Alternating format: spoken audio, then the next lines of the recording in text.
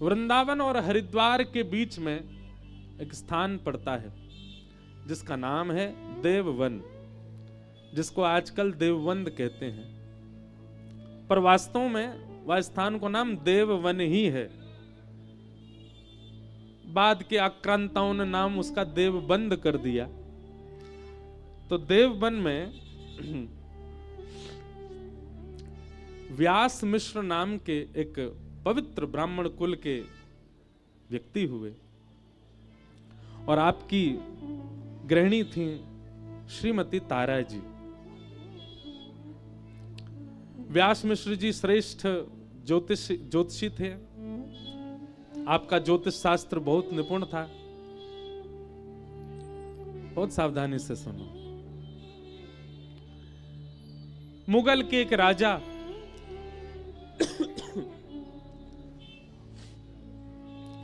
वे जौनपुर या किसी स्थान पर कहीं आक्रमण करने का भाव रखते थे पर विफल हो रहे थे।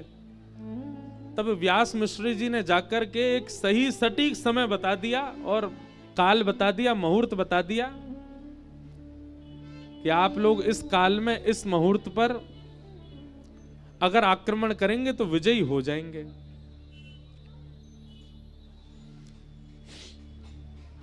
मुगल शासक राजा ने कहा, यदि आपकी बात सत्य हो गई तो मैं आपको अपने यहां चाहूंगा कि आप कृपा करके हमारे यहां विराजे रहें और आगे के जो भी निर्देश होते रहेंगे निर्देशन हमें करते रहें। व्यास मिश्र जी बोले ठीक है। और जो समय, जो काल, जो बताया गया, व्यास मिश्र जी ने उसी काल में उस मुगल ने चढ़ाई की और उसको विजय प्राप्त हुई और तब से वो व्यास मिश्र जी का सेवक बन गया। सर्वगुण संपन्न है, सब कुछ है, पर व्यास मिश्र जी के यहां अभी संतान नहीं है।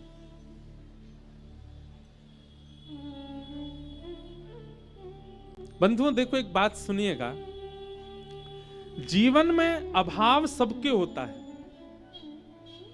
सर्वगुण संपन्न कोई नहीं होता संसार में। अभाव सबके जीवन में। हम मानव इसीलिए क्योंकि हम अभाव युक्त हैं। यदि कोई अभाव युक्त नहीं है तो कहीं कोई एलियन ही होगा, कोई और ही होगा। किसी के जीवन में अत्यंत अभाव है, इसका मतलब वो मानव है। व्यास मिश्र जी को एक ही भाव का अभाव था कि कोई संतान नहीं है। तब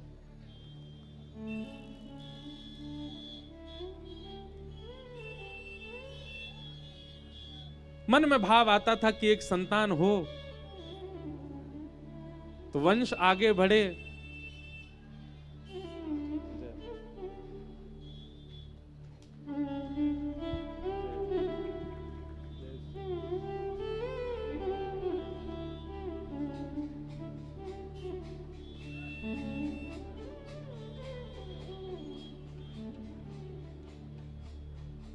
तो मन में भाव आया कि वंश आगे बढ़ना चाहिए।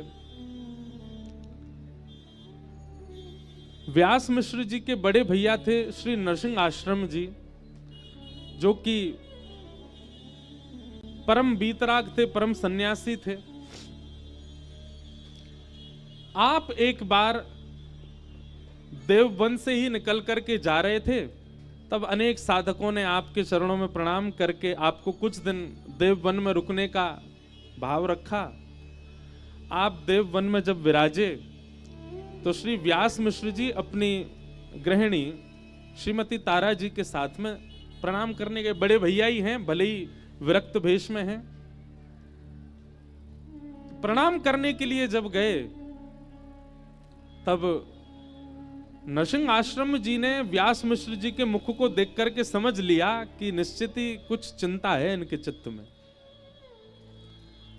और व्यास मिश्र जी से कहा, व्यास जी से कहा, आप इतने चिंतित क्यों लग रहे हैं? आपकी चिंता की रेखाएं दिख रही हैं माथे पर, कारण क्या है?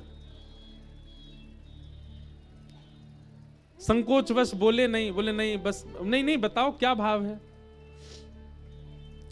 बोले भैया सब कछु है जीवन में, पर एक संतान नहीं है।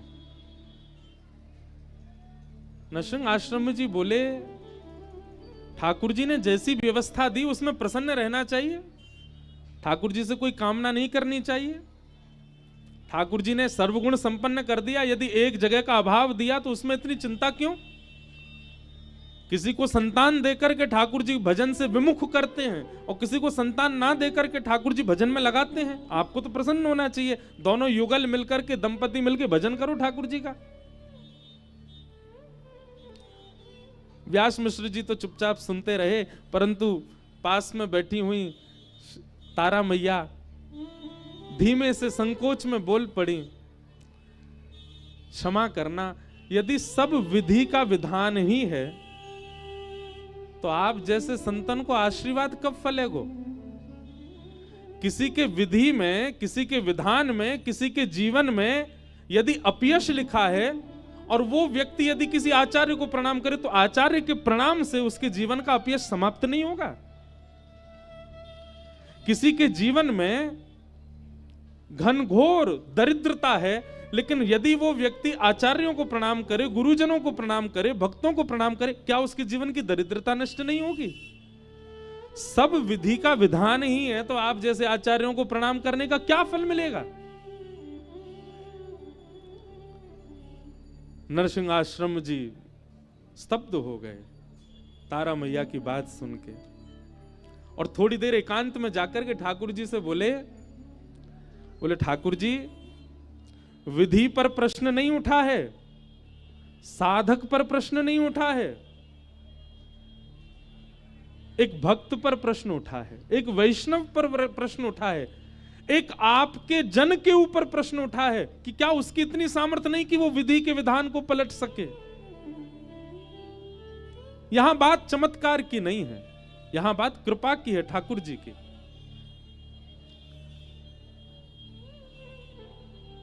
नरसिंह आश्रम जी नेत्र बंद करके ठाकुर जी से कहने लगे, जय जय, लाज जा रही है, आपके वैष्णव की लाज जा रही है, आपके भजवे वाले की लाज जा रही है, यहां तो लाज बचाओ।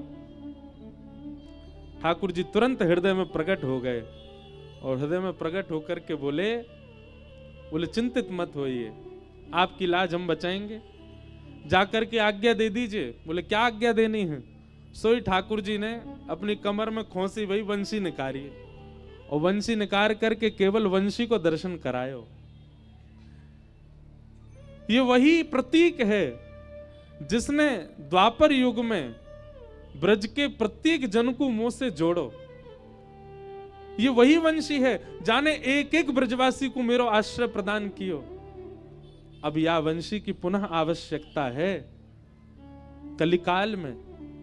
आप जाकर के आपने, क्योंकि आप इतने बड़े साधक हैं और आपको वंश इतना पवित्र है, आप जाकर के अपने भैया को आदेश दे दो, हमारी अधर की वंशी ही उनके यहां पुत्र रूप में प्रकट होएगी,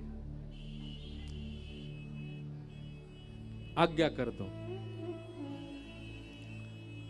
नरसिंह आश्रम जी प्रसन्न मुद्रा में गए, नेत्र सजल हैं और जाकर के व्यास मिश्र जी को कहने लगे, बोले बधाई हो भैया। बोले काय बात की बधाई?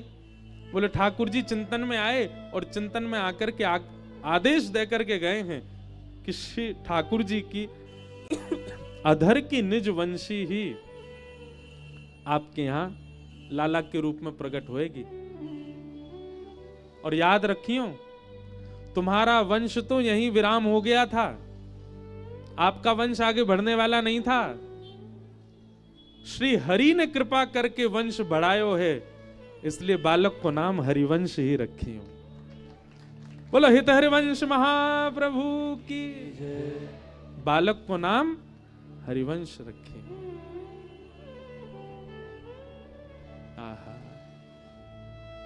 कैसी कृपा करी ठाकुर जी ने। और अभी तक तो मन में ऐसी भावना थी कि एक पुत्र रत्न हो जो वंश बढ़ावे, परंतु अब आज्ञा से ऐसा भाव आने लगो कि ऐसा पुत्र हो जो या पूरे वंश को ही हरि को बना दे, ऐसा बालक उत्पन्न होए।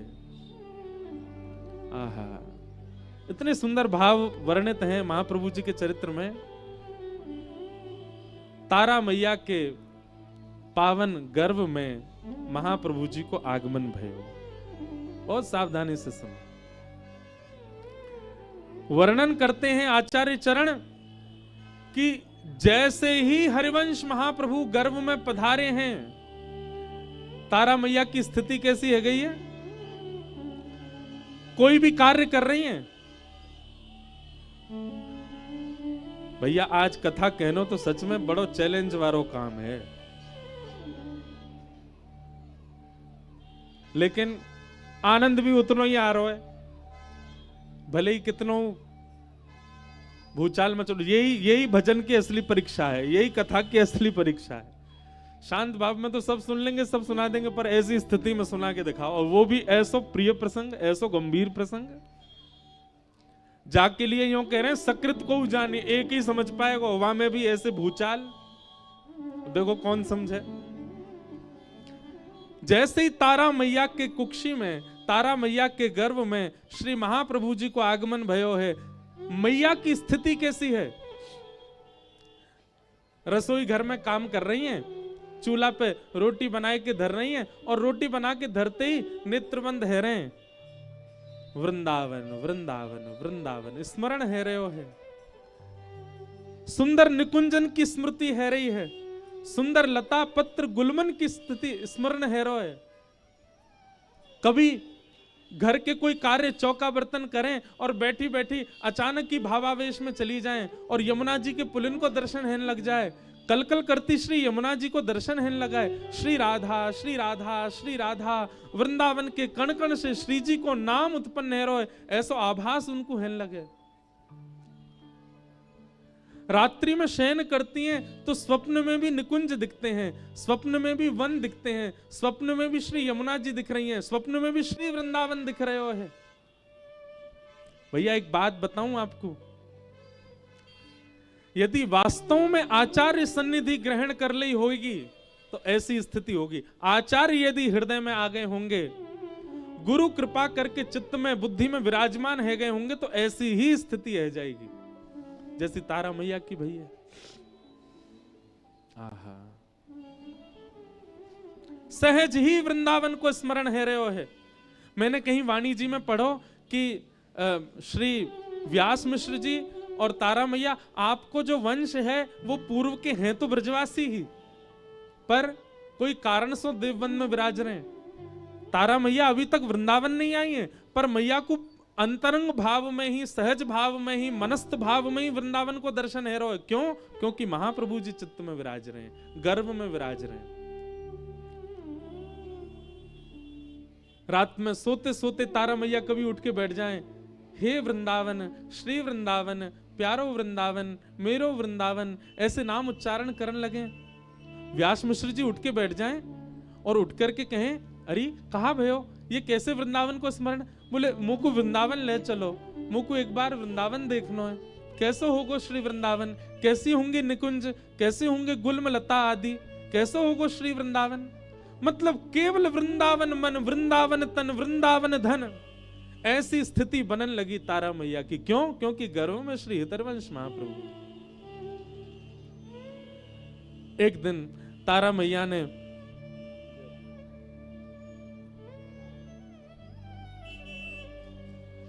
तारा मैया व्यास मिश्र जी से कह रही हैं, मुझको वृंदावन ले चलो। व्यास मिश्र जी कहें, बोले अभी आपकी अवस्था कैसी है, गर्भ में बालक है, अभी कैसे वृंदावन ले चलूं? मैया कहें, मुझे ना पता, बस अब तो वृंदावन ले चलो, एक बार वृंदावन दर्शन करा लाओ। बालक को जन्म है जाएगा, वहां के लालन पालन देखभाल में फिर कितने दिना निकल जाएंगे, फिर नहीं जा पाएंगे, अभी मैं संभाल लूंगी स्वयं को, आप मुझको वृंदावन ले चलो। क्योंकि व्यास मिश्र जी एक बादशाह के निर्देशक बने हैं, इसलिए आपने जाकर के बादशाह से कही कि आप कुछ दिन को अवकाश दो, हम अपनी गृहिणी को लेकर के वृंदावन जाएंगे। बादशाह ने जैसी बात सुनी, बोले अरे आप चिंता मत करो, हमें कोई काम से आगरा जानो है और मार्ग में ही वृंदावन पड़ेगो, हमारे संगी चल दियो। हम पूरी व्यवस्था, आपकी पत्नी अभी गर्भवती भी हैं, उनको व्यवस्था की भी आवश्यकता होगी, हम पूरी व्यवस्था लेके चलेंगे, सखी सहचरी समाज सब चलेगा, पूरी सेवा लेके चलेंगे, आपकी गृहिणी को लेके भाव से चलेंगे। तब तक प्रतीक्षा करो, हम जब चले हमारे संगी चलियो। महाराज देखो, जोई जोई प्यारो करे, ठाकुर जी सब भली ही करें। सब लोग ध्यान से सुनियो। अब राजा ने तो यूं कह दी कि जब हम जाएंगे हमारे संगी चलियो। व्यास मिश्र जी प्रतीक्षा करें और यहां तारा मैया रोज कहें चलो वृंदावन, चलो वृंदावन।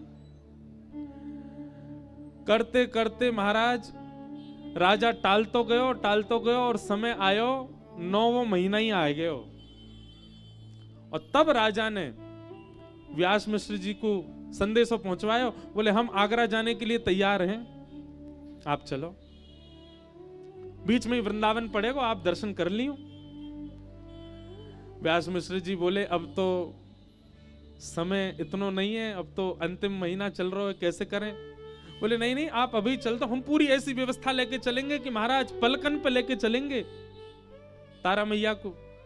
पूरी व्यवस्था करी गई, खूब सारी सहचरी लगाई गई, बढ़िया पालकी बनवाई गई और श्री व्यास मिश्र जी तारा मैया सबन के सहित निकल पड़े वृंदावन की ओर। ज्यों ज्यों वृंदावन समीप आ रहे हो है,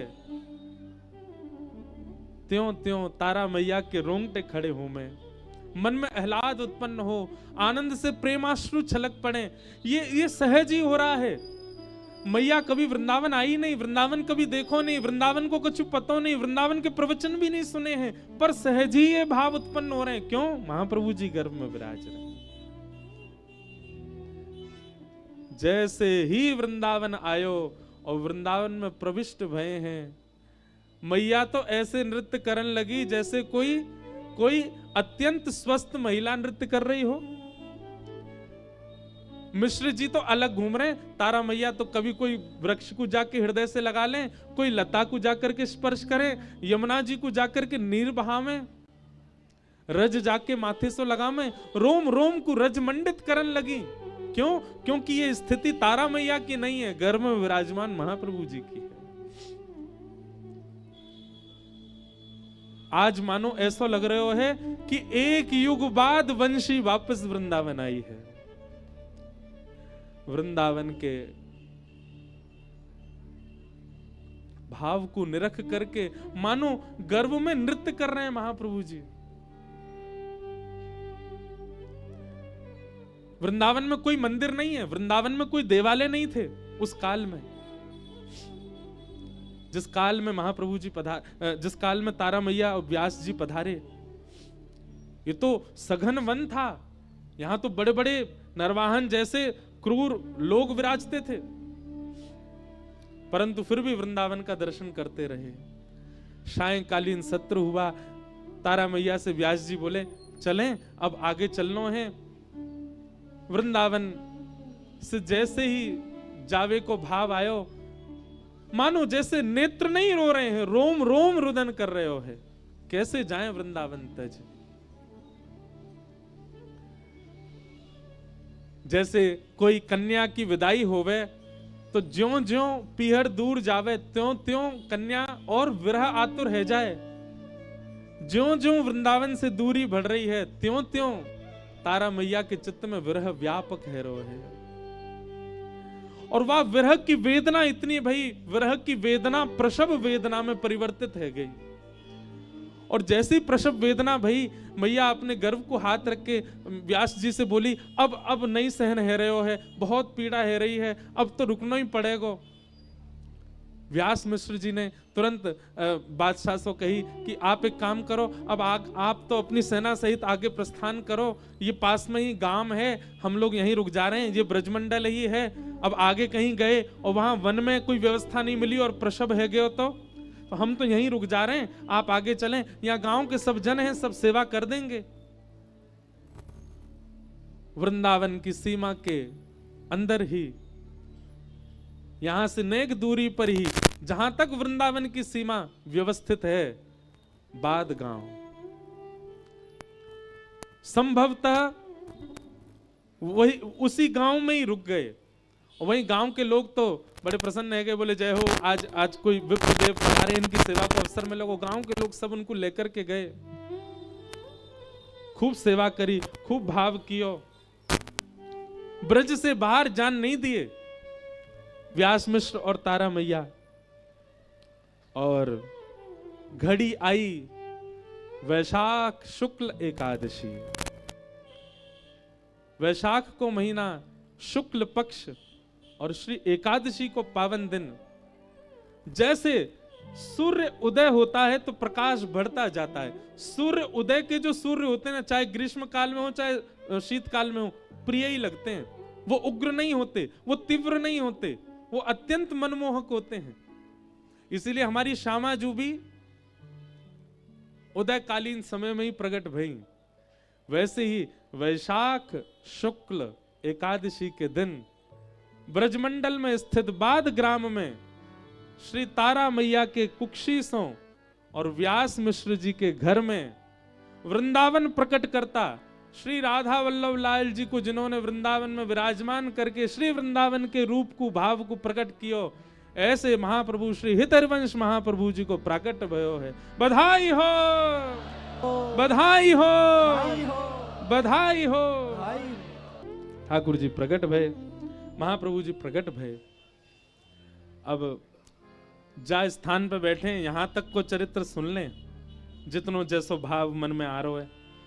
मदन टेर यहीं श्री लाल जी को लेकर के महाप्रभु जी पधारे, और यहाँ बीच कैसी कैसी लीला भई हैं, उन सबको हम श्रवण करें। बाद ग्राम में महाप्रभु जी को जन्म भयो, और जन्म लेके कछु दिनान बाद देवबंद विराजे। श्री व्यास मिश्र जी और तारा मैया के सेवा के ठाकुर जी हैं श्री राधा मोहन लाल जी। कौन? श्री राधा मोहन लाल जी। राधा मोहन लाल जी की सेवा व्यास मिश्र जी करें। धीरे धीरे बालक हरिवंश बड़े हैं रहे। इतने सुंदर भाव बताए गए हैं आचार्यों ने, कितने सुंदर भाव।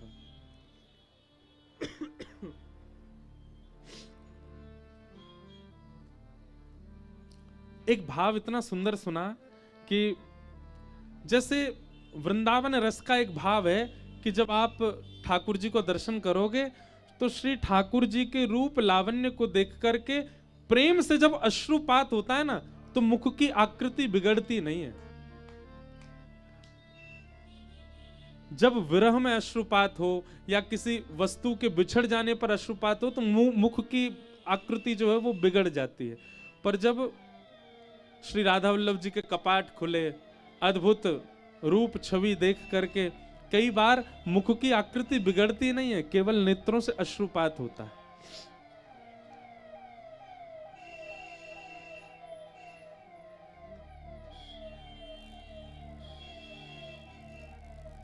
सब हैरो पर आनंद फिर भी आए रहो है।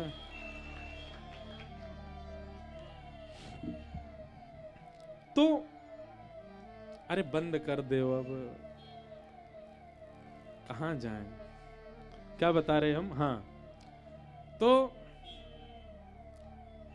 मुख की आकृति बिगड़े ना और नेत्रों से नीर बहने लगे, ये प्रेम की एक चरम स्थिति है। होता है, कई लोगों को देखा है, कई लोगों का होता होगा, वृंदावन आते ही ऐसा भाव उत्पन्न हो जाता है। तो लेकिन ये स्थिति आपको एक आयु के लोगों में दिखेगी, छोटे बालक में नहीं दिख सकती। छोटा बालक रोएगा तो उसके मुख की भंगिमा विच्छिन्न होगी। अभी घुटमुन चलना सीखे हैं बालक हरिवंश, और घुटमुन चल करके जब व्यास मिश्र जी जहां अपने राधा मोहन जी की सेवा कर रहे हैं वहां जाकर के बालक हरिवंश बैठ जाते हैं, और जब श्री राधा मोहन जी को देखते हैं ना तो मुख की भंगिमा बिगड़ती नहीं, नेत्र लाल पड़ जाते हैं और अश्रु गिरने लगते हैं। प्रेम की ऐसी अवस्था। क्यों? अब प्रतीक्षा नहीं हो रही, कब बड़ा हूं, कब सेवा करूं। मैया कार्य करके आवे और आकर के जब बालक हरिवंश को देखें तो नेत्रन में आंसू देख करके मैया को लगे कोई बात से पहले रोयो होगो, आंसू अभी तक रह गए, पर कौन जाने। बाल्यकाल से ही वह गुण दिखने लगे जो एक सामान्य बालक में नहीं होते। ठाकुर जी और ठाकुर जी के जन, इनको जन्म ही अद्भुत होवे। भागवत जी में वर्णन है, तमद्भुतम बालकम अम्बुजक्षणम, अद्भुतम बालकम। ऐसे ही हरि जन भी अद्भुत ही होते हैं। उनके बाल्यकाल से वो स्थिति अलग ही दिखेगी उनकी। कितने आचार्यों के चरित्र देखे, उनके बाल्यकाल से व्यवहार स्वभाव ही विलग होते हैं। दुनिया के बालक खेल से खेलते हैं, खिलौने से खेलते हैं, पर बालक हरिवंश का एक ही खेल है, अपने पिताजी को सेवा करते हुए देखना, उसी में सुख मिलता है उनको। कहीं भी मां ले जाए, पिताजी घूम फिर के उनको आना, वहीं बैठ करके राधा मोहन जी को निहारते रहना। धीरे धीरे बड़े भय बालक हरिवंश और अब चलने लगे। तो कहते हैं प्रथम शब्द भी हरिवंश महाप्रभु के मुख से जो प्रकट हुआ वो श्री राधा, राधा। देखो, महाप्रभु जी ने राधा नाम को प्रचार किया और फिर सेवक जी ने आकर के हित हरिवंश नाम को प्रचार किया। सेवक जी कह रहे हैं कि महाप्रभु जी की स्थिति इतनी है कि वे श्री राधा से अपना अनुग्रह कर सकें, श्री राधा कह करके कल्याण कर सकें, पर हमारी स्थिति इतनी नहीं, इसलिए हम क्या कहें, श्री हरिवंश, हित हरिवंश। पुनः याद रखियो, हरिवंश में चतुर्व्यूह है। ह से हरि, र से राधा, व से वृंदावन, श से सहचरी। चद्दर के एक छोड़ को खींचो, तीनों छोड़ अपने आप आते हैं। ऐसे हरिवंश में एक शब्द की भी कृपा है, एक अक्षर की भी कृपा है, तीनों आएंगे। हरिवंश गाओगे, चारों आएंगे आपके पास। इसलिए ऐसे ही हमारी हरिदासी परंपरा में भी आप सीधे कहो राधे राधे, तो हरिदासी कहेंगे नहीं, क्या कहो, श्री हरिदास। क्यों? पहले सहचरीन को मनाओ, पहले आचरण की कृपा प्राप्त करो, फिर सीधे ठाकुर जी के नाम में प्रविष्ट हो। या को मतलब ये नहीं है कि आप किशोरी जी के नाम मत गाओ, गाओ, पर वह नाम में हैवे वारे अपराधन से बचवे के काजे पहले आचार्यन को नाम गाओ। पहले वृंदावन को भजो, आचार्यन को भजो, रज को भजो, रस को भजो, तब नाम भजो। नहीं तो नाम में अपराध बनेगो। नाम रट रहे हैं और फिर वो भाव दिख रहे हो जो नहीं दिखना चाहिए, ये नामापराध है। आचार्यन को प्रणाम करके, रज को प्रणाम करके, रस को प्रणाम करके, वृंदावन को प्रणाम करके जब नाम में प्रविष्ट करोगे तो लीला को दर्शन होएगा। और वही नाम जप की प्रधानता ही वही है। महाप्रभु जी के मुख से सबसे पहला शब्द प्रकट हुआ राधा।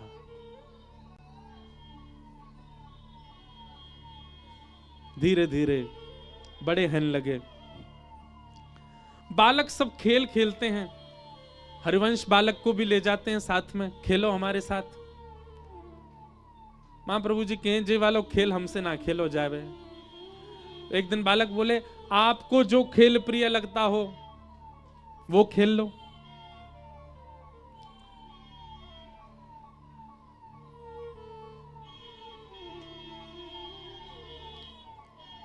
अरे भैया आपको जो खेल प्रिय, इतनी तेज आवाज है कि हमारी आवाज धीमे पड़ रही है।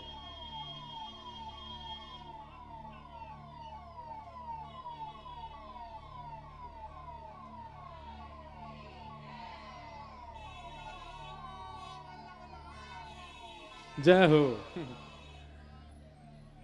जय हो भैया। ऐसी सांस में सांस आवे जैसे प्राण न करवे वारे हते लेकिन पुनः प्राण आ गए। ऐसे सब अधिकारी इन पर कृपा करें ठाकुर जी, जल्दी निकुंज में प्रवेश होए। और निकुंज में प्रवेश होएगा तो फिर सायरन बजाते नहीं आवेंगे, फिर तो दंडवती करते जामेंगे। स्वयं को अधिकारी मान के काई गुजार है, क्योंकि अभी निकुंज को रस मिलो नहीं है। निकुंज मिल जाएगा तो फिर ऐसे थोड़ी जाएंगे, फिर तो वृंदावन के रूख हमारे मात पिता गुरु बंधु। आहा, शाम मने चाकर राखो जी, वृंदावन रहसूं बाग लगासूं, नित उठ दर्शन पासूं, वृंदावन की कुंज गलिन में हली की लीला गास। या हमारे हमने कही आपने कुंज में प्रवेश मिले कुछ और तो नहीं समझ लियो ना, कहीं जाके कोई अधिकारी तो कहते व्यास जी यो कह रहे निकुंज में प्रवेश मिले में तो इन्हें ऐसे बन जाएं बेचारे कि अगली बार वृंदावन में बिना सायरन के ही हमें, तब समझो निकुंज में प्रवेश। वो वृंदावन कैसो जहां पे प्रभुता, अरे जहां स्वयं नंद नंदन जगत नियंता जगदाधार श्याम सुंदर श्री कृष्ण चंद्र अपनी प्रभुता भूल के बैठे, वहां हम प्रभुता में जी रहे हैं। वृंदावन में प्रभुता को त्याग नहीं कियो, वृंदावन आपको त्याग कर देगो। वृंदावन में तो एक ही प्रभु हैं, कौन? ठाकुर जी नहीं, हमारे माई श्यामाजू को एक ही प्रभु हैं यहाँ पे। तो क्या बता रहे थे? हाँ, तो महाप्रभु जी खेल खेलते, बालक सब कहते हमारे संग खेलो, महाप्रभु जी कहते हम जे खेल नहीं खेलेंगे। वो कौन सा खेल खेलोगे? आहा, ऐसा अद्भुत खेल खेलते। बोले राधा मोहन जी की तो सेवा अभी मिलना ही रही, लेकिन सेवा तो कहीं भी प्रकट है सके, जहां भावना वहीं सेवा। सोई अपने सखान में ते एक सांवलो सो ढूंढो, और सांवरो से ढूंढो, और एक बिल्कुल गोरो चिट्टो ढूंढो, और दोनों उनको ढूंढ करके दोनों उनको श्रृंगार करने लगे। अब निश्चित है कि गोरे को श्रृंगार श्री जी को कियो होगो, सांवरे को श्रृंगार ठाकुर जी को कियो होगो, पर नहीं, विपरीत कियो। सांवरे को तो पहना दई लहंगा चुनरिया नथ बेसर कानन में कुंडल, और बढ़िया पत्रावली को श्रृंगार करके बढ़िया लता गुलमन से वृक्षादि बनाई दिए। सांवरे को तो बनाई दियो श्री जी, और जो बिल्कुल गौर वर्ण को बालक होका वाकू मुकुट आदि पधराए करके, हाथ में वंशी दे के, पजम्मी पहनाए के, बढ़िया बाघा पहनाए करके ठाकुर जी बनाई दिए। विपरीत श्रृंगार, ये महाप्रभु जी को प्रेम भाव विनोद है, विपरीत श्रृंगार। ठाकुर जी सखी रूप में हैं, और किशोरी जी ठाकुर जी के रूप में है। ऐसा श्रृंगार कर दियो। मैं एक बात कहे करूं कथा में, कभी बंधुओं प्रेम की जब अवस्था उचित है जाएगी ना, तो निश्चित है दर्शन में ये परिवर्तन दर्शन है, जा दिन है जाए वाज दिना समझियो कि अब निकुंज के द्वार पे पहुंच गए। ये ठाकुर जी को निज विलास है, प्रिय विलास है, ठाकुर जी ऐसा करें। हमारे श्री रामानुज गुरु जी, पूज्य पिताजी महाराज के गुरुदेव महाराज जी ने दर्शन किए होंगे गुरुदेव भगवान के, और जो यहाँ सब संत महापुरुष विराज ने सबने दर्शन किए होंगे। वे एक कथा सुनायो करते, ध्यानपूर्वक सुनियो।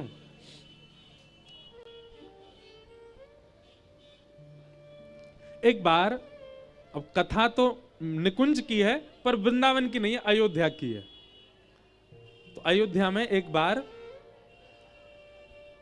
रात्रि में जैसे ही कनक भवन में प्रवेश करे राम जी रघुनाथ जी, तो श्री जी हमारी सियाजू, वे भी किशोरी हैं, उनने राम जी से कही, बोले आज एक काम करें, आज रात्रि में एक अद्भुत लीला करें।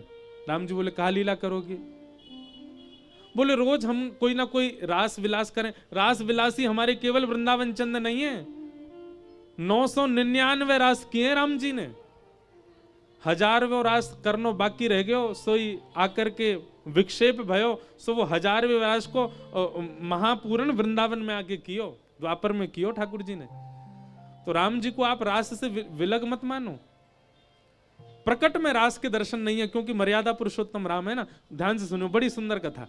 तो श्री किशोरी जी बोली, जानकी जी बोली, आज एक अद्भुत रास करें। बोले कहा, आपको श्रृंगार मैं धारण करूंगी और मेरा श्रृंगार आप धारण करो।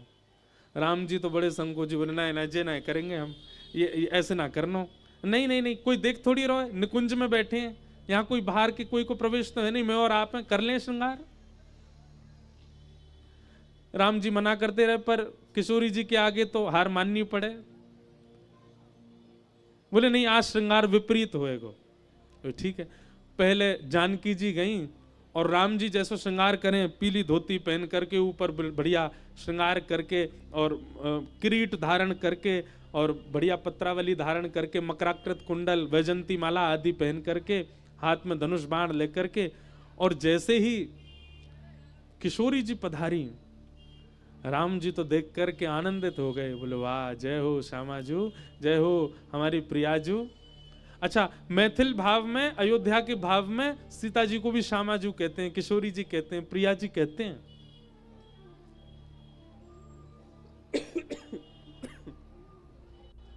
तो राम जी बलैया लेने लगे, इतनी प्यारी लग रही हमारी सिया जी। अब सीता जी बोली आप जाओ, श्रृंगार करके आओ। राम जी भीतर गए। सोचो, विचार करो, ये मानसी की भावना है। राम जी ने लहंगा पहनो, चुनरी डारी, पत्रावली को श्रृंगार कियो, नथ बेसर पहनी, होठन में लालीमा लगाई, गले में आभूषण धारण किए, कड़ूला पहने, पैरन में पाजेब पहनी राम जी ने। और जैसे ही श्रृंगार करके निकस करके राम जी पधारे सखी स्वरूप में। महाराज, सीता जी राम जी के रूप में आई तो राम जी तो बलैया ले रहे हैं इतनी सुंदर, पर राम जी जब सीता जी बन के आए ना, तो राम जी के रूप में विराजमान सिया जी एक बार तो मूर्छित है गई, देख के इतने सुंदर लग रहे हैं, इतने प्यारे लग रहे हैं, सुध बुध खो बैठी। आहा, और रास विलास प्रारंभ हो, विपरीत श्रृंगार। अब वशिष्ठ मुनि का एक नियम था नित्य का। वशिष्ठ मुनि पूरे दिन तो गुरु रूप में रहते थे, पर रात्रि में सरजू जी के तट पे जाते और नेत्र बंद करके निज मंदिर में जो ठाकुर जी को रास चल रहा है वहां को दर्शन वशिष्ठ मुनि करते। आज वशिष्ठ मुनि जैसे ही सरजू जी के तट पे बैठे, नेत्र बंद करके बैठे, सुन महाराज कहा देखो राम जी तो गोरे गोरे है गए, सियाजू सांवली सांवली है गई है। बोले जे कैसे विपरीत भय। वशिष्ठ जी ने नेत्र खोले, दोबारा स्नान करके पुनः ध्यान किया, कोई दिक्कत भैया मेरे भाव में कोई कमी आई है। पुनः मानसी में गए तो फिर से वही दिखे, राम जी गोरे गोरे, सियाजू सांवली सांवली। वशिष्ठ मुनि बोले ये कहा है रोए। तभी मन में भाव आयो, जाके दर्शन करूं निकुंज में। अच्छा, इनको कोई रोक नहीं सकता, ये तो आचार्य, ये तो गुरु हैं। वशिष्ठ मुनि सीधे खुड़म खुड़म खड़ाऊं चटकाते भय पहुंच गए।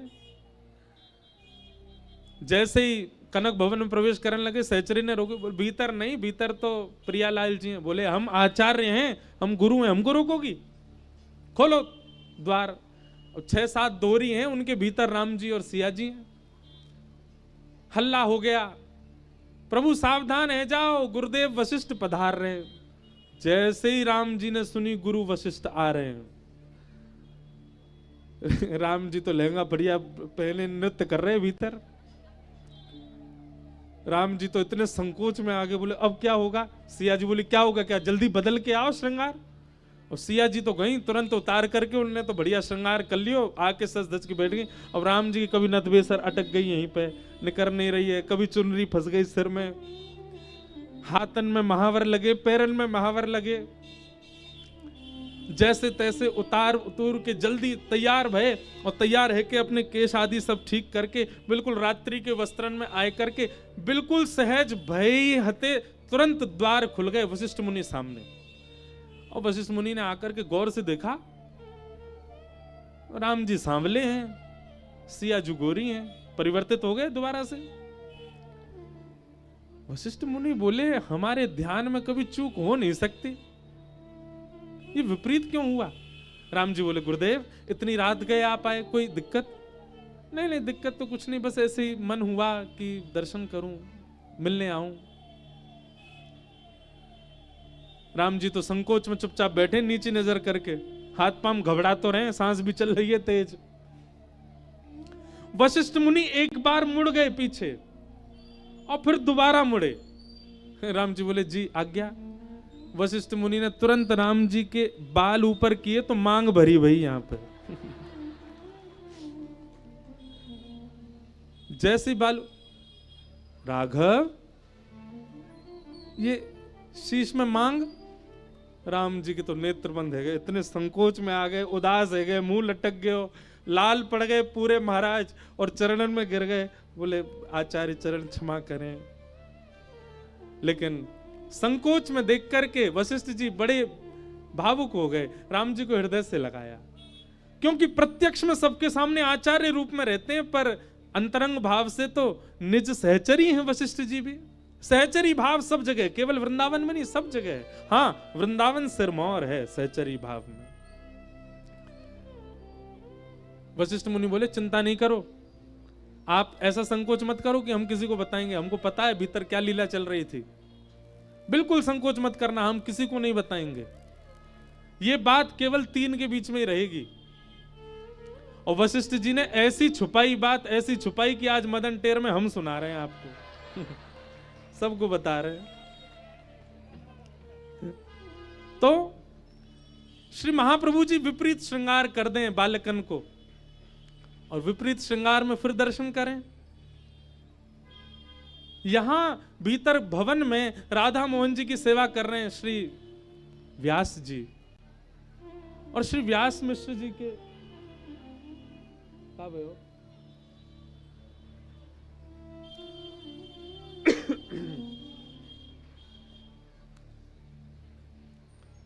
बोलो राधा वल्लभ लाल की। व्यास मिश्र जी अपने ठाकुर जी की सेवा करके निवृत्त भये, भोग प्रसादी लेकर के पुनः ठाकुर जी की सेवा में गए। सेवा में जाते कहा देखो, निज सेवा के ठाकुर जी श्री राधा मोहन जी भी विपरीत श्रृंगार में खड़े हैं। श्री प्रिया जी लाल जी की तरह श्रृंगार करके खड़ी हैं, और श्री लाल जी प्रिया जी के श्रृंगार में खड़े हैं।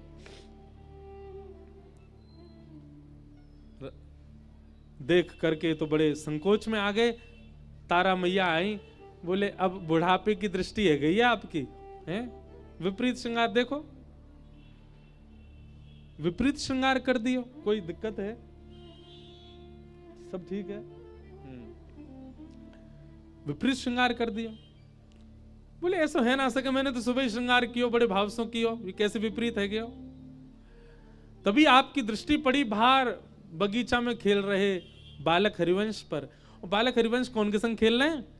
बोले मुकुटधारी श्याम सुंदर और भ्रगुटीधारी श्री श्री जी, पर दोनों उनके वर्ण में विपरीत है। ठाकुर जी गौर वर्ण के हैं और श्यामा जी श्याम वर्ण के हैं। बाहर के ठाकुर जी को देखें, अपने निज भवन के श्री राधा मोहन जी को देखें, दोनों उनको दर्शन करके व्यास जी समझ गए कि हमारे बड़े भैया ने बताई कि ये बालक सामान्य नहीं होगो, हरि की भक्ति को प्रचार करवे वारो विशिष्ट बालक होएगो। और वो भाव अब उत्पन्न होते दिख रहे हैं। ऐसी स्थिति आ गई कि महाराज गांव के लोग बाग इतनी चिंता में रहने लगे। बालक घर आते हैं तो हैं तो बालक, लेकिन घर आते हैं तो नथ बेसर पहन के आते हैं, चुनरी ओढ़ के आते हैं, श्रृंगार करवा के आते हैं। तो गांव के सब ग्रामीण जन लोगों ने कही, बोले कि ये कहाँ जाते हो तुम? बोले कि वो हमारो मित्र है बालक हरिवंश, वो हमारो श्रृंगार कर दे। तो गांव के लोगों ने बालकों को हरिवंश जी से दूर रहने को कहा। बोले अब इतने हमारे लालान को लाली बना रहे, चुनरी उड़ाए दे, श्रृंगार कर दे, कोई नहीं जाएगा वहां। पर हरिवंश महाप्रभु को व्यवस्था, सेवक को, अर्चक को, प्रेमी को सेवा के लिए व्यवस्था की आवश्यकता नहीं है। वो बिना व्यवस्था की भी सेवा कर सकता है, बिना व्यवस्था की भी सेवा होती है। महाप्रभु जी तो विचार करने लगे, अब बालक तो आते नहीं, क्या करें? सेवा की ऐसी इच्छा, अष्टयाम तो प्रधान है महाप्रभु जी का, मन में आती क्या करें? तब आप वन में जाते और वन में जाकर के वृक्षों का दर्शन करते। कोई वृक्ष अत्यंत सुकोमल सीधो सो खड़ो, और आपको दर्शन भी ऐसे हो जाते। अत्यंत सुकोमल सीधो सो एक वृक्ष है और वाग के बगल में एक बड़ो टेढ़ो मेढ़ो सो वृक्ष खड़ो है। आहा, महाप्रभु जी दूर से देख करके बलैया लेते, मिल गए मेरे युगल सरकार। ये टेढ़े मेढ़े से त्रिभंग लली जो है यही मेरे श्याम सुंदर हैं, और ये सीधी भूरी सी खड़ी है यही हमारी श्यामाजू है। वृक्षन को ही श्रृंगार कर देते, और वृक्षन को श्रृंगार करके भोग कैसे पधरामे? तो वन से फल लेकर के आते, वन के फूल लेकर के आते, वन के फलन को अमनिया करके पधराते। तब लीला घटी कि वहां व्यास मिश्र जी आज अपने ठाकुर जी को श्रृंगार करके 56 भोग बनाए हैं। पकौड़ी बनाई, कचौड़ी बनाई, सब्जी बनाई, रायतो बनायो, पूड़ी बनाई और सबरो भोग पधराए करके श्री राधा मोहन जी के सन्मुख पधराए दियो, पधराए के पर्दा कर दियो। थोड़ी देर के काजी चले गए और जैसे ही लौट करके आए पर्दा खोल के देखो तो पूड़ी, कचौड़ी, रबड़ी, जलेबी, रायतो सब अंतर ध्यान हो गयो। मां तो फल प्रकट है गए, राधा मोहन जी के सामने फल धरे। क्यों? क्योंकि वन में बालक हरिवंश युगल सरकार को फल को भोग लगा रहे हैं, तो घर के ठाकुर जी भी वही फल पा रहे हैं, वही सेवा पा रहे हैं। ऐसी महाप्रभु जी की सेवा। काहू लियो जप, काहू लियो तप, काहू महाव्रत साध लियो है, काहू लियो गुण, काहू लियो धन, काहू महाउन्माद हियो है, रंचक चार चकोर दंपति, संपत्ति प्रेम पीयूष पियो है, श्री राधिका वल्लभ लाल के थाल को, श्री हरिवंश प्रसाद लियो है, श्री हित हरिवंश प्रसाद लियो है। भैया कोई ने जप लियो, कोई ने तप लियो, कोई ने महा उन्माद लियो, कोई ने अपने जीवन में अनेक अनेक साधनाएं करी, पर श्री हित हरिवंश महाप्रभु जी आप महाप्रसाद के उपास्य। ठाकुर जी को बिना निवेदित कोई भी वस्तु आप ग्रहण नहीं करते बाल्यकाल से। एक दिन की ऐसी सुंदर घटना बताते हैं कि महाप्रभु जी जल भी पीते थे ना, तो वो राधा मोहन जी का प्रसाद ही पीते थे। अब छोटे से बालक एक दिन रात्रि अर्धरात्रि को समय उठ के रोने लगे। मैया पिताजी दोनों उठ गए। कहा भयो लाला, भूख लगी है कछु पाऊंगो, प्यास लगी है कछु पीऊंगो। मैया कछु मेवा ले आई, जल ले आई, तो महाप्रभु जी देख करके कहें पहले भोग तो लगाओ ठाकुर जी को, भोग ही पाऊंगो, बिना भोग के ना पाऊंगो।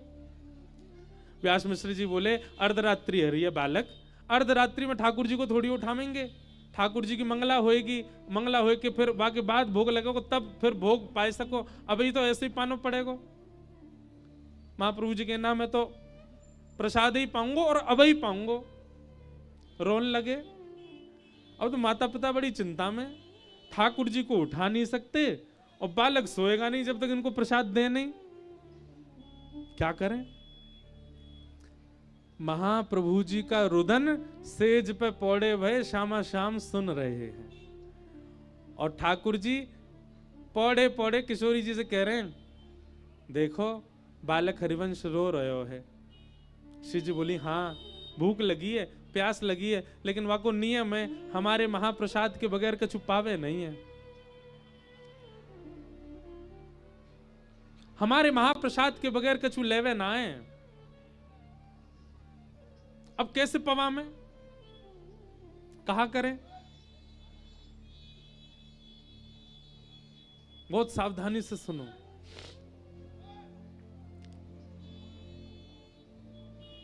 श्री जी और ठाकुर जी को चिंता है रही है कि बालक हरिवंश रो रहे है, हमारो महाप्रसाद पावेगो, और अभी व्यास मिश्र जी तो हमारी मंगला कछु घंटान बाद करेंगे, और तब तक बालक इतनो रोवेगो, तब तक बालक इतनो भूखो प्यासो रहेगो। कहा करें?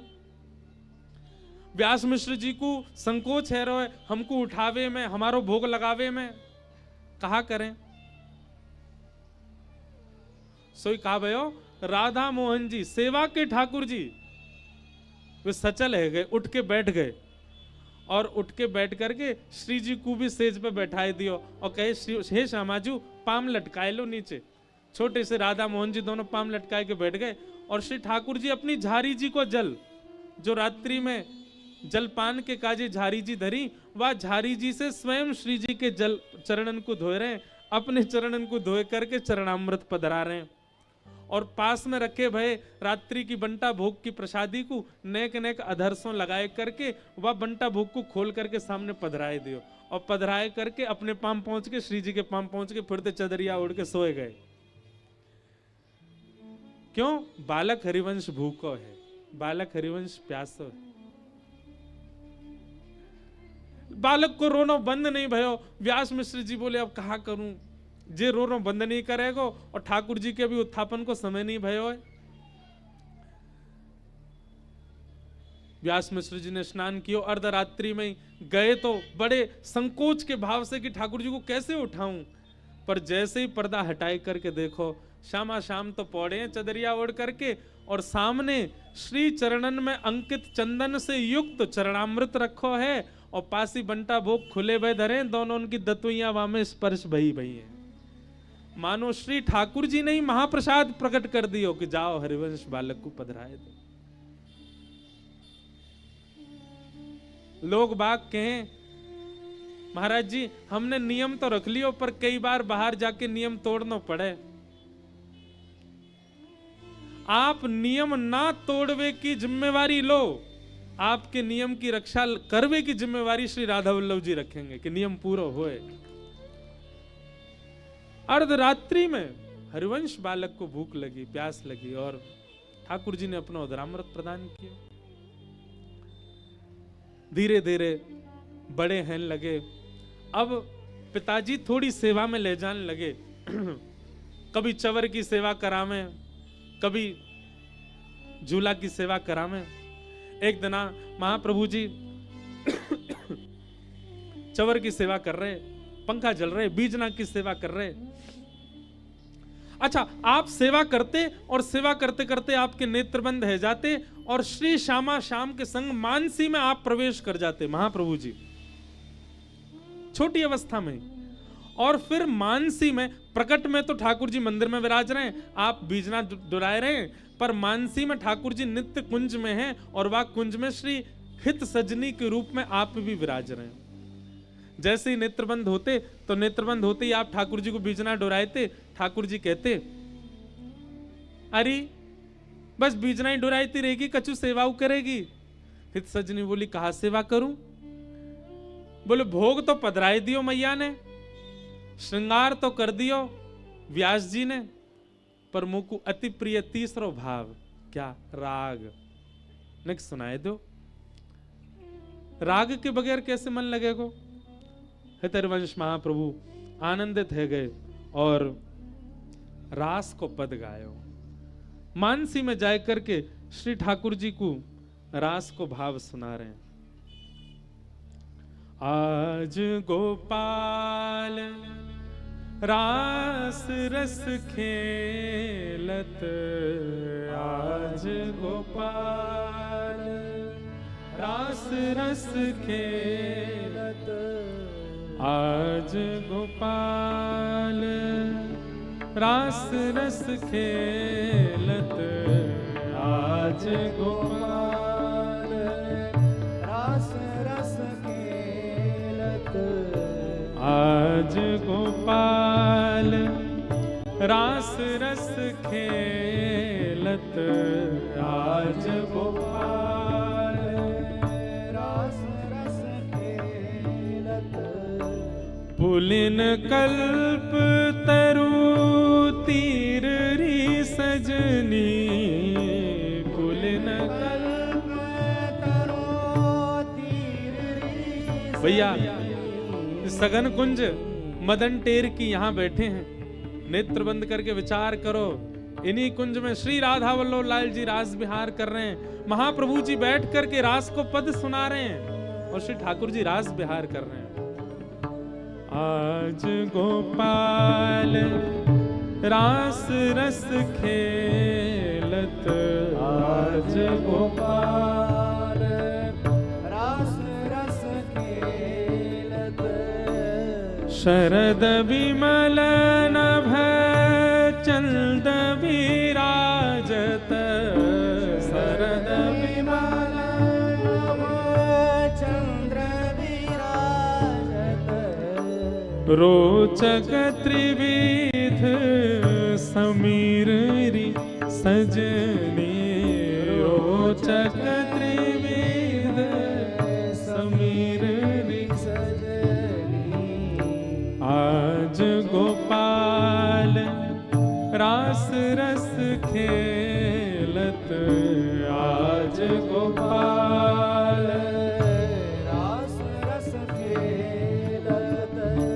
चंपक बकुल मालती मुकुलित, चंपक बकुल मालती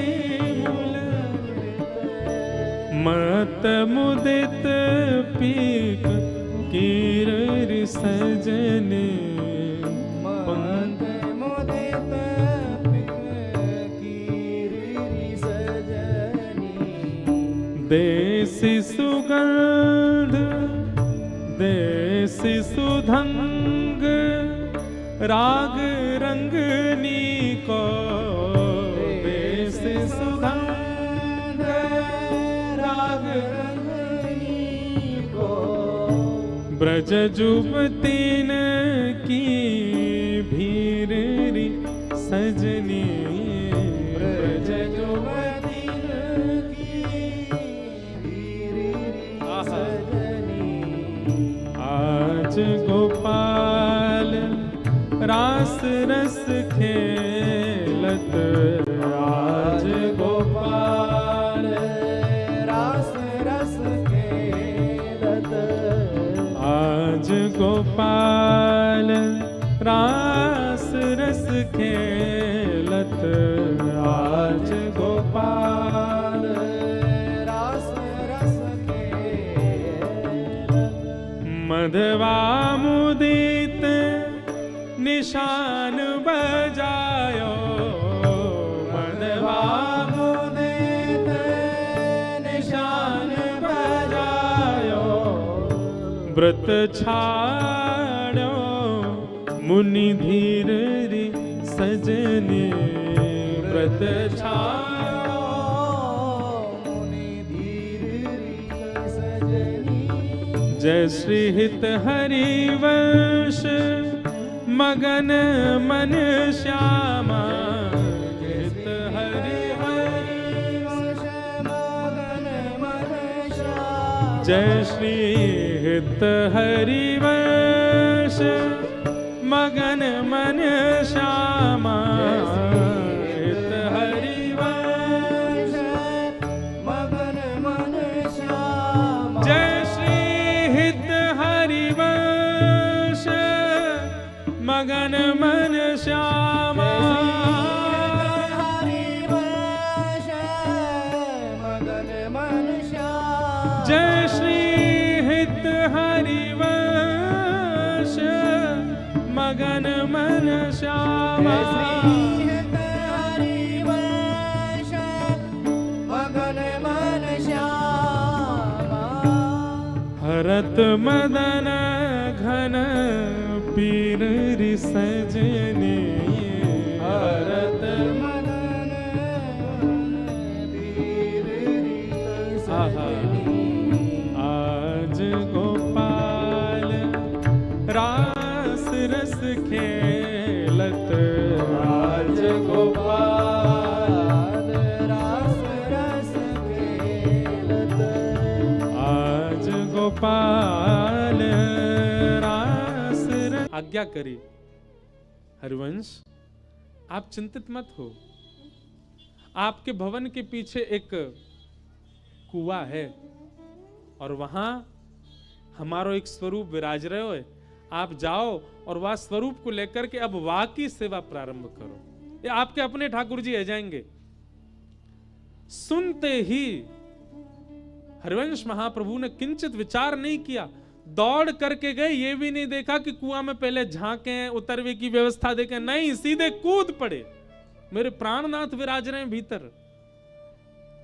हम बार कोई होते पहले नशे नहीं लगाते, नीचे देखते कोई भाव अपनी सुख को विचार, पर जब प्रेम रस अति है जाए फिर देहाभिमान शून्य है जाए व्यक्ति, कूद पड़े। जैसे ही हरिवंश महाप्रभु कूदे, सब गांव के लोगों ने कुछ ने देखा, अरे बालक हरिवंश कूद गए, बालक हरिवंश कूद गए, हल्ला मच गया, सब इकट्ठे है गए, सब विरह व्याकुल है करके दौड़े। और जैसे ही कुआं में झांक करके देखो, महाप्रभु जी श्री नवरंगी लाल जी को अपने हृदय से लगा रहे हैं, अपने हृदय से श्री युगल सरकार को लगा करके बैठे हैं। और जल उस कुआं में था नहीं, सूखा कुआं, लेकिन जैसे ही नवरंगी लाल जी को हृदय से लगाया है, मानो जैसे जड़ प्रकृति के भाव प्रकट हो गए हों, और जो सूखा कुआं था उसमें जल प्रकट होने लगा, और जल के स्तर से ही महाप्रभु जी अपने हृदय से लगा करके नवरंगी लाल जी को ऊपर की ओर आने लगे। बोलो नवरंगी लाल बिहारी की। श्री हितरवंश महाप्रभु के हृदय के ठाकुर श्री नवरंगी लाल प्राप्त हुए। सब अचंभित हो गए देख करके। स्वयं आ गए ठाकुर जी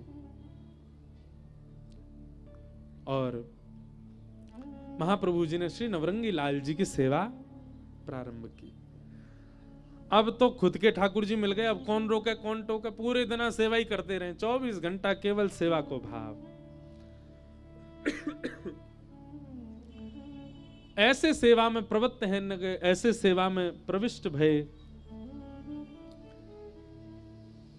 सब लोग बोले भैया बालक हरिवंश तो पूरे दिन सेवा ही करे और कछु तो करे ही ना है। एक बात कहें, आप ठाकुर जी के है जाओगे ना तो फिर संसार के काम में जो निपुणता है वो धीरे धीरे कम होने लग जाएगी। एक बहुत कटु सत्य बता रहे हैं हम आपको, बहुत ध्यान से सुनिए। ठाकुर जी के है गए, ठाकुर जी ने यदि आपको स्वीकार कर लियो तो जितनी निपुणता संसार में आपकी है वो धीरे धीरे घटने लगेगी। जितनी योग्यता संसार के प्रति आपकी है वो धीरे धीरे कम होने लग जाएगी। और क्षमा करियो, ठाकुर जी के है गए और वाक्य के बाद भी संसार की क्रिया के प्रति खूब निपुणता है, तो या को मतलब है ठाकुर जी के भय ना हो भाई। ठाकुर जी के है जाओगे तो संसार धीरे धीरे वहां में जो निपुणता, जो योग्यता, जो श्रेष्ठता आपके चित्त में है वो धीरे धीरे घटेगी। महाप्रभु जी तो पूरे दिन सेवा करें, परिवार के, घर के, गांव के लोगों ने कही ब्याह कर दो, ब्याह है जाएगो, लाला अपने आप ठीक है जाएगो, फिर काम करने लगेगो। और श्री महाप्रभु जी का श्री रुक्मणी बाई जी के साथ में विवाह हुआ। विवाह हुआ, लेकिन भैया जोई जोई प्यारो करे सोई मोहे। महाप्रभु जी ने चतुरासी जी के प्रारंभ में ही ये बात कह दी, प्यारे सब वही करते हैं जो जोई जोई प्यारो करे सोई मोहि भाव है। जो प्यारो करे वही मोहि भाव है, एक भाव ये। दूसरा ये जो जो प्यारो कर रहे हो वहां में मेरी राजी होनी चाहिए, पर हमारी अरुचि के क्रिया भी ठाकुर जी करें वो भी हमको प्रिय लगे, ये इस भाव का अर्थ है। जोई जोई प्यारो करे सोई मोहि भाव है। और फिर प्यारे वही करने लग जाते हैं जो आपको भाता है। आप प्यारे की रजा में राजी है जाओ। वही भयो रुक्मणी बाई ऐसी साधक आई। अब तो पहले तो एक ही साधक हो घर में, पहले तो एक ही सेवक हो, अब तो दो दो है गए। रुक्मणी बाई जी भी ऐसी आई कि अब पूरे दिन हरिवंश महाप्रभु रुक्मणी बाई जी दोनों मिलकर सेवा करें। घर परिवार के सब बोले पहले तो एक ही भगत, अब दो दो है गए। अब जो पूरे दिन दोनों ही लगे रहे। और इतना ही नहीं, महाप्रभु जी तो जितनी सेवा करें उनसे दुगनी रुक्मणी बाई जी करें। धीरे धीरे आपको वंश आगे बढ़ो। आपके 3 पुत्र और 1 पुत्री भई, जिनमें प्रथम और अग्रज पुत्र हुए श्री वनचंद्र जी। श्री वनचंद्र जी जिनको नाम हम गामे, जय जय राधा वल्लभ श्री हरिवंश, जय जय श्री वृंदावन श्री वनचंद्र। महाप्रभु जी के बाद आप ही वृंदावन रस के और सेवक जी वाणी के प्रकाश के लिए आगे आए। हरिवंश ध्वजा को लेकर के आप आगे बढ़े। आपके 3 पुत्र और 1 पुत्री हुए। बड़े पुत्र का ब्याह आदि भी संपन्न हुआ। प्रेम से सेवा चलती रही महाप्रभु जी की। और लगभग अब एक आध चीज तो आगे पीछे है सके, क्योंकि वंश परंपरा से जो यहाँ दीक्षित हैं उनको ज्यादा पता होगी, पर संभवतः 32 वर्ष की आयु में आप श्री जब आए, तब एक दिन स्वप्न में किशोरी जी ने आज्ञा करी, हरिवंश नाम प्राप्त हो गया, लीला प्राप्त हो गई, रूप भी प्राप्त हो गया, अब धाम की बारी है। आपको जन्म धाम में भयो, आपको जन्म ब्रज में भयो, वही योजना ऐसी बनी कि आप ब्रज से दूर जा ही नहीं पाए। बाद ग्राम में व्यवस्था ऐसी ठाकुर जी ने कर दी कि आपको जन्म वहां भयो। अब कर्तव्य निर्वहन पूर्ण है गयो है, अब वृंदावन प्रकाश के लिए आप पूर्ण योग्य है चुके हो। आप जिस कार्य के लिए भेजे गए हैं उसमें निपुणता आपकी है चुकी है। नवरंगी लाल जी की सेवा करके, राधा मोहन जी की भाव सेवा करके आप मानसी और प्रत्यक्ष सेवा दोनों में निपुण है चुके हैं। अब बारी है धाम के प्रकाश की। हमारो वृंदावन जो हमारी निज सहचरी है, अग्रज सहचरी है, वाके प्रकाश की अब बारी है। पहले बंधुओं जीवन में नाम आएगा, नाम के प्रभाव से रूप आएगा, रूप के प्रभाव से लीला आएगी, और इन तीनों के प्रभाव से धाम की प्राप्ति होगी। यहां महंगे फ्लैट ले लेना और वृंदावन आकर के रहने लग जाना, ये वृंदावन वास नहीं है। आप इतने में संतुष्ट मत हो जाया करो। वृंदावन वास तन का नहीं होता, मन का होता है, बुद्धि का होता है, विचारों का होता है। तन से तो कितने लोग वृंदावन में बस गए, पर मन बुद्धि विचार से अभी भी ब्रजवास हुआ नहीं उनका। क्यों? नाम की उपासना नहीं करी, धाम लीला की उपासना नहीं करी, रूप की उपासना नहीं करी। और जो महाप्रभु जी के 7 चिन्ह मैंने पहले बताए, सब सो हित निष्काम मति, ये 7 उपासनाएं जीवन में लानी पड़ेंगी, तभी वृंदावन वास बन पाएगा। मन को, बुद्धि को, चित्त को, स्थिति को। तन से वृंदावन एक बात कह दूं, बुरा मत मानियो, तन ते तो कंस भी ब्रजवास ब्रज में ही रह रो। तन ते तो कंस भी ब्रज में ही रह रो, मथुरा ब्रज में ही है। ठीक है, अब अनुग्रह भयो, ठाकुर जी ने वहां को वध कियो, पर तन से बसनो बड़ी बात नहीं, स्थिति व्रज की है जाए, ये बड़ी बात है। और आपको हम सत्य बता दें, कोई अन्यथा मत लीजिएगा। संपूर्ण वृंदावन में लाखों की भीड़ है, पर असली ब्रजवासी उंगली में गिन लो इतने ही हैं। असली ब्रज में जो बस रहे हैं वो इतने ही हैं बस। सब ब्रज के रूप को समझ नहीं पा रहे। 32 वर्ष बाद श्री जी ने आज्ञा करी। देखो ये भी एक बात समझ में की है, ब्रज में जबरदस्ती मत आओ, ऐसा योग आन दो कि ब्रज आपको बुलावे, और ब्रज आपको बुलावे तब स्थिति क्या होगी। दर्शन को नैना तपे, वचन सुनन को कान। एक दिन, 2 दिन, सप्ताह निकल गए, नेत्रों के अश्रु बंद नहीं हो रहे। क्यों? वृंदावन देखना है। कानों की पीड़ा नहीं जा रही है। क्यों? वृंदावन सुनना है। मिलवे को हियरा तपे, हिय के जीवन प्राण, गोवर्धन वासी सांवरे, वासी। एक बात मेरे मन में आई,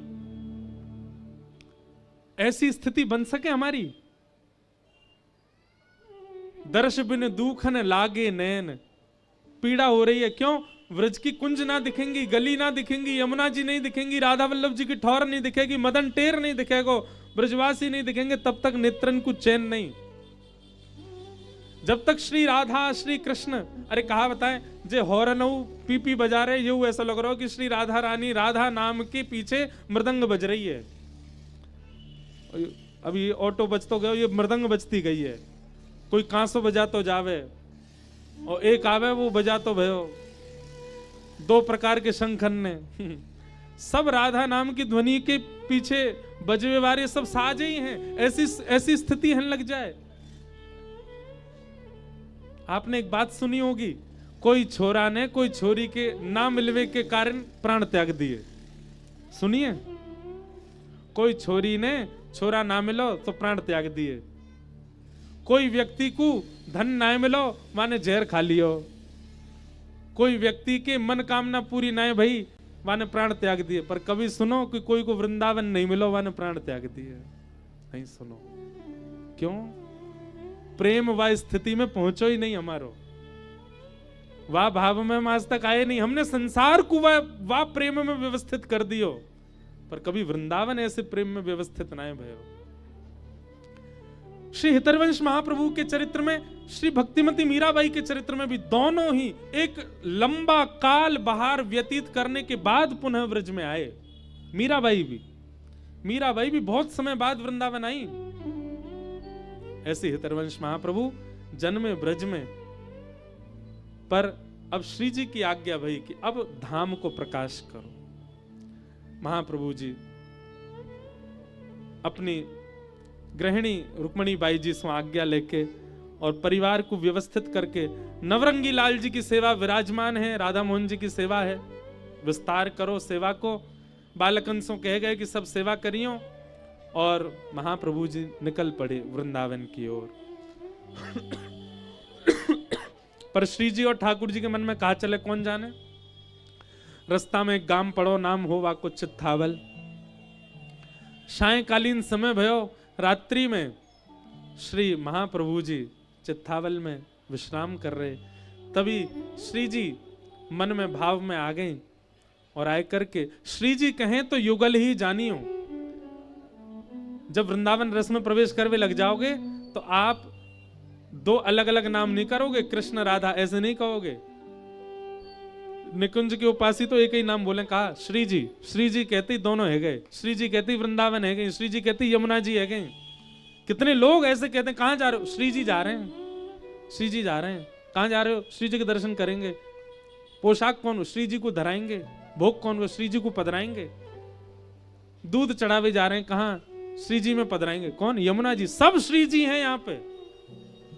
ये जब निकुंज में प्रवेश करोगे तो या को अनुभव होएगा। श्री जी ने आज्ञा करी, जा गांव में आप विराज रहे हो महाप्रभु जी, यहीं हमारो एक परम सुंदर परम पावन वृंदावन को निधि स्वरूप विराजमान है, जिनको महादेव श्वेत द्वीप में ले गए वृंदावन से, और महादेव ने अनंत वर्षों तक उनकी आराधना अर्चना की। श्वेत द्वीप में वृंदावन से ही निधि लेकर के गए महादेव और उनकी आराधना अर्चना करी। आत्मदेव ब्राह्मण ने महादेव की उपासना करके महादेव को प्रसन्न कियो। महादेव प्रसन्न है कि प्रकट भये। तब आत्मदेव ब्राह्मण ने महादेव के हृदय की निधि मांग लिए और महादेव ने अपने हृदय के बिहारी, अपने घर के ठाकुर जी श्री राधा वल्लभ लाल जी आत्मदेव ब्राह्मण को पधरा दिया। अब आप वृंदावन जा रहे हो, ये निधि वृंदावन की प्रथम निधि है, इनको लेकर के वृंदावन चलो। और अकेले ठाकुर जी लेके ना जानो, ठाकुर जी की सेवा आगे बढ़ानी भी है, ठाकुर जी की सेवा को विस्तार करना है। कहा करोगे? बोले एक स्थान पर तो आप सेवा को विस्तार करके आ गए हैं, अब वृंदावन में सेवा के विस्तार के लिए श्री आत्मदेव जी की दोनों कन्यान से आप ब्याह करोगे। महाप्रभु जी बोले, जोई जोई प्यारो करे सोई मोहे भावे। ठाकुर जी जो सोचें जो करें वो बढ़िया है। एक जगह से सब विरक्ति दिला दी और दूसरी जगह आकर के कह रहे कि पहले ब्याह, और एक नहीं दो करो। महाप्रभु जी बोले, अब मैं कैसे कोई ब्राह्मण से जाके कहूं कि भैया अपनी लाली तो ब्याह कराए दो। श्री जी बोली, चिंता नहीं करो, हमने उनको भी आज्ञा कर दी है, आप तो बस जाके अपना परिचय दो और हमारे स्वरूप को लेकर के और अपने नवीन वंश को प्रारंभ करो। महाप्रभु जी श्री राधा वल्लभ जी की कुंज में गए चित्थावल में, तब आत्मदेव ब्राह्मण ने आपको देखा। महाप्रभु जी ने जाकर के अपना परिचय दिया। आत्मदेव जी को भी श्री जी ने आज्ञा कर दी थी कि हितरवंश महाप्रभु आएंगे, उनको हमारा स्वरूप पधरा देना और अपनी दोनों लालीन को ब्याह कर दियो। और महाप्रभु जी ने जाके जैसे अपने परिचय दियो, श्री आत्मदेव जी ने अपने हृदय के श्री ठाकुर जी श्री राधा वल्लभ लाल जी प्रदान किए और अपनी दो लाली श्री कृष्ण दासी और मनोहारी दासी दोनों उनके साथ में महाप्रभु जी को विवाह संपन्न हुए। एक प्रकार से कह दें तो दहेज में आए हमारे श्री राधा वल्लभ लाल, प्रेम से पधारे। बोलो राधा वल्लभ लाल की। श्री राधा वल्लभ लाल जी को लेकर के महाप्रभु जी वृंदावन पधारे। सबसे पहले आपको आगमन सुनरक गांव की ओर भयो। सुनरक वृंदावन से भी प्राचीन प्रकट भयो। वहां ब्रजवासीन से मिले। ब्रजवासीन ने कई भाव कहे, बोले भैया यहाँ नरवाहन नाम को बड़ो राक्षस रहे, आप इतने सारे गहने लेकर के जा रहे हैं, इतनी संपत्ति लेके जा रहे हैं, कहीं माने हरण कर लिए तो। महाप्रभु जी बोले हम जिनके आश्रय में है के आए हैं उन पे हमें पूर्ण भरोसा है, वे हमारी रक्षा करेंगे। श्री जी तो बड़ो थोड़ी होगा नरवाहन। और महाप्रभु जी वृंदावन पधारे। वृंदावन आए करके आपने वृंदावन विहार करके ठाकुर जी कछु देर थोड़ी देर वहीं विराजे रहे। आपने वृंदावन में दर्शन किया, कहां विराजमान करें। तब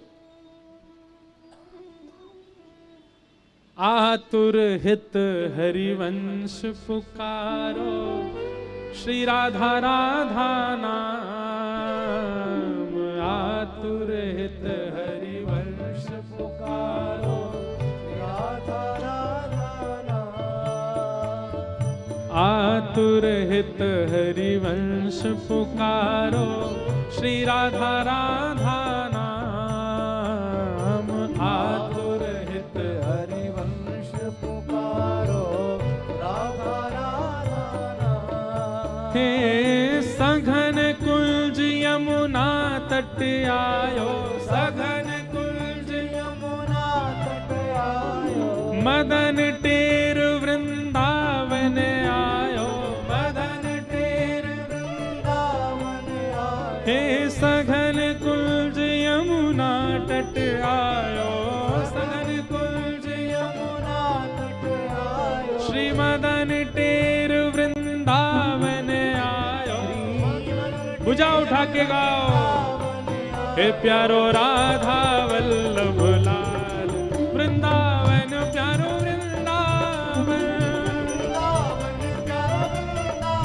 हे श्री वृंदावन मेरो वृंदावन।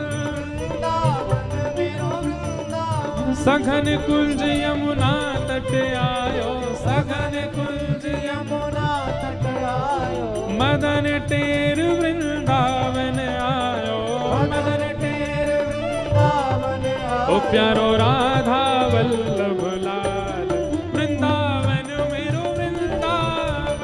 वृंदावन प्यारो वृंदावन। हे श्री वृंदावन मेरो वृंदावन। वृंदावन मेरो वृंदावन। बधाई हो। आई हो। जिस स्थान पे आप लोग बैठे हैं यही मदन टेर ऊंची ठौर प्रथम लता, यही या वृक्ष के नीचे प्रथम बार श्री हितरवंश महाप्रभु ने वृंदावन के या पावन रज को पवित्र पुनः पवित्र करवायो और श्री राधा वल्लभ लाल जी को विराजमान कियो। बोलो राधा वल्लभ लाल की।